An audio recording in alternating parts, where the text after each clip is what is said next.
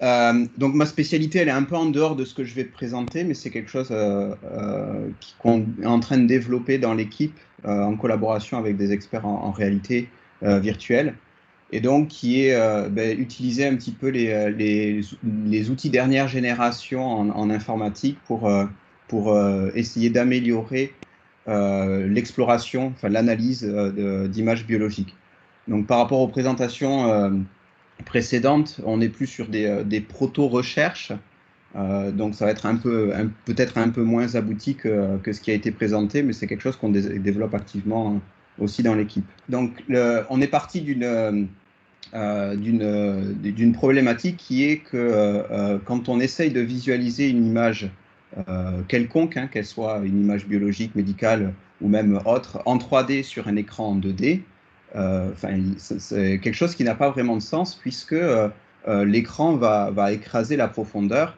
Et nous, on a l'habitude de vivre dans un monde tridimensionnel dans lequel on va être capable de naviguer dans l'espace, de percevoir des objets d'une certaine façon, etc. Et l'écran en deux dimensions va aplatir tout ça. Donc on va avoir une mauvaise perception des volumes, bien que maintenant on commence à avoir des améliorations, mais on va avoir, comme on a vu beaucoup dans les présentations précédentes, des images 3D qui vont être en rotation, mais on ne va pas pouvoir les manipuler finement. Quand on va vouloir faire des coupes, on va devoir manipuler des outils supplémentaires et aller les régler, explorer les stacks d'images et naviguer à l'intérieur, ce qui peut être compliqué. Et l'idée, c'est qu'en fait, on ne va plus avoir un focus sur la tâche qui est à accomplir, mais sur la manipulation de l'application, ce qui peut entraîner une perte de temps et de rendement dans l'analyse de cette image. Et donc, avec les nouveaux dispositifs de réalité virtuelle, l'idée, c'est qu'on va aujourd'hui être capable, donc surtout à partir de ce qui vient dans le jeu vidéo, hein, c'est une techno qui est très développée actuellement dans le jeu vidéo qui pousse l'informatique de manière générale. Et donc la réalité virtuelle, en fait, c'est un outil qui va permettre d'immerger un utilisateur dans un monde virtuel. Donc on va construire complètement, nous informaticiens, un monde qu'on va designer à volonté. Et le fait d'utiliser ce dispositif, on va avoir une perception qui est complètement naturelle des objets 3D qui sont représentés. Donc, comme si on était dans une vraie pièce ou dans le vrai monde, on va percevoir les objets et on les perçoit de la même façon en réalité virtuelle. De même, l'interaction va être simplifiée puisqu'on va pouvoir prendre les objets, les manipuler, les tourner comme on ferait avec le téléphone. On est capable de le tourner, d'aller voir chaque angle du téléphone pour l'explorer. Plus des choses qu'on n'est pas capable de faire dans la réalité, donc d'explorer puisque c'est des objets virtuels. Donc tout ce qui est pencher un téléphone en deux, par exemple, ça, on va être capable de le faire aussi.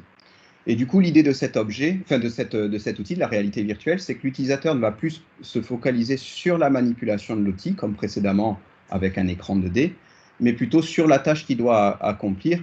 Et donc, ce qu'on espère en utilisant ce type d'outil, c'est d'améliorer la productivité, donc réduire le temps d'analyse de chaque image, parce que la manipulation de l'image va être très simple et vraiment naturelle. Donc, ce qu'on est en train de développer actuellement, c'est un outil de réalité virtuelle qui est dédié à l'analyse d'images biologiques et médicales.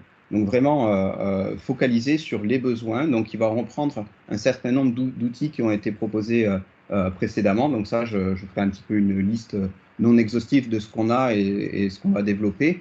Mais l'idée de reprendre un petit peu ce que vous avez dans les logiciels que vous utilisez un petit peu tous les jours pour l'analyse d'images, en passant sur la réalité virtuelle. Donc on utilise ce qu'on appelle de la réalité virtuelle pièce entière, c'est-à-dire qu'on va avoir un espace, donc un bureau, plusieurs mètres carrés, 3 à 6 mètres carrés, qui sont dédiés, dans lequel on va pouvoir se déplacer, on va pouvoir marcher à l'intérieur, donc pouvoir par exemple se balader à travers plusieurs images, aller en prendre une qui est à gauche, une autre qui est à droite, etc. Et ça, c'est possible grâce à un casque, donc comme on voit sur le petit bonhomme à droite, donc le casque est positionné sur les yeux. On est complètement immergé, la vision est uniquement focalisée sur le monde virtuel. et on va avoir deux manettes qui vont nous permettre d'aller prendre les objets, de les saisir et d'interagir avec eux. Donc grâce à ce dispositif, en fait, on a développé une application. Je vais vous donner les caractéristiques des images qu'on est capable de traiter et les analyses avant de vous faire une courte démonstration, enfin une petite vidéo pour vous montrer un petit peu ce que ça peut donner. Donc ce qu'on est capable de prendre comme image actuellement, donc c'est on va dire les grands types d'images biologiques et médicales, donc le DICOM, le TIFF, le NINI et le LSM.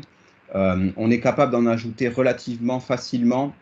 Donc l'idée, c'est de faire des pipelines de conversion pour arriver à avoir l'image qu'on est réellement capable de traiter à l'intérieur. Ce que j'ai oublié de marquer sur ce slide, mais qui est important de noter, c'est qu'on fait du rendu volumétrique, c'est-à-dire que l'idée aussi, c'est pas forcément passer par du surfacique, mais de garder l'image la plus pure sortie de l'acquisition possible et de travailler directement sur cette image-là, donc sur les voxels, quoi, en gros. Donc on prend des images 3D et 4D, donc incluant le temps, et multicanaux, donc s'il y a autant de couleurs, on peut afficher 3 couleurs en même temps, mais on est capable de traiter plusieurs canaux sans problème, de sélectionner les canaux qu'on veut réellement afficher.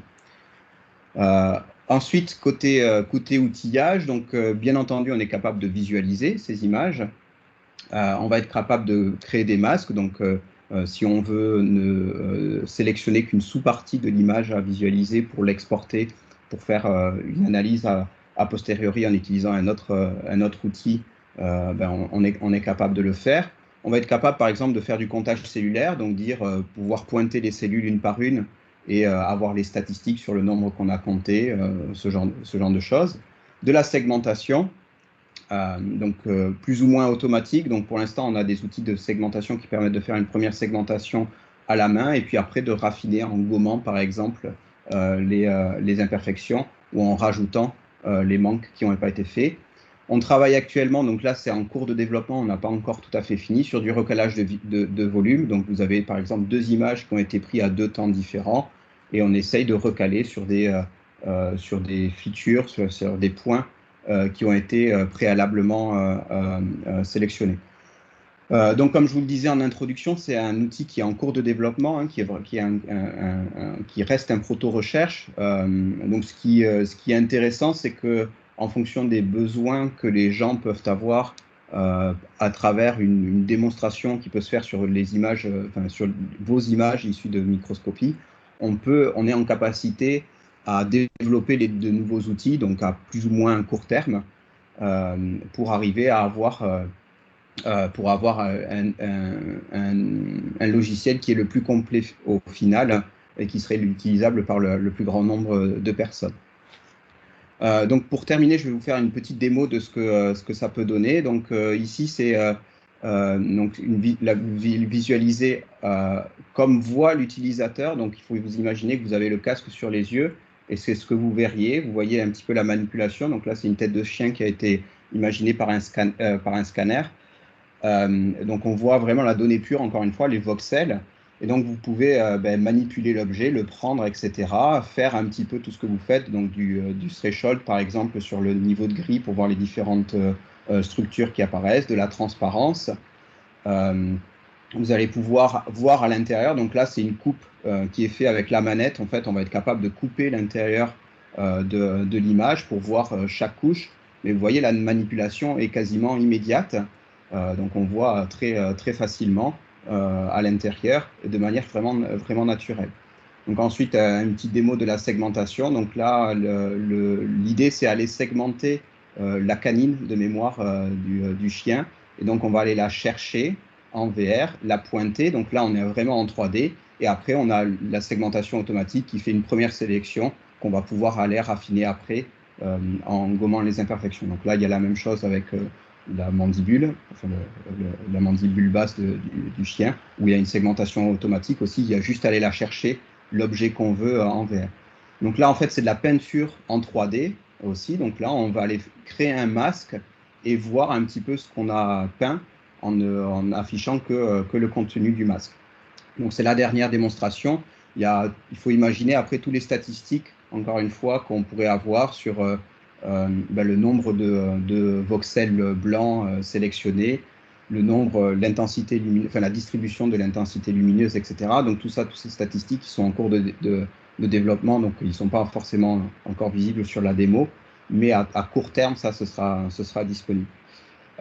Pour finir, avant de prendre quelques questions, en fait, l'idée aussi, c'est d'avoir un système qui est utilisable par le plus grand nombre. Donc, le, le, le dispositif, il est basé sur une machine qui coûte à peu près 5 000 euros, donc qui est très accessible pour la plupart des gens. Donc, c'est un ordinateur de bureau classique avec un casque de réalité virtuelle qui coûte 1 millier d'euros à peu près. Le code, on pourra le mettre à disposition assez rapidement dès qu'on aura quelque chose qui est fonctionnel.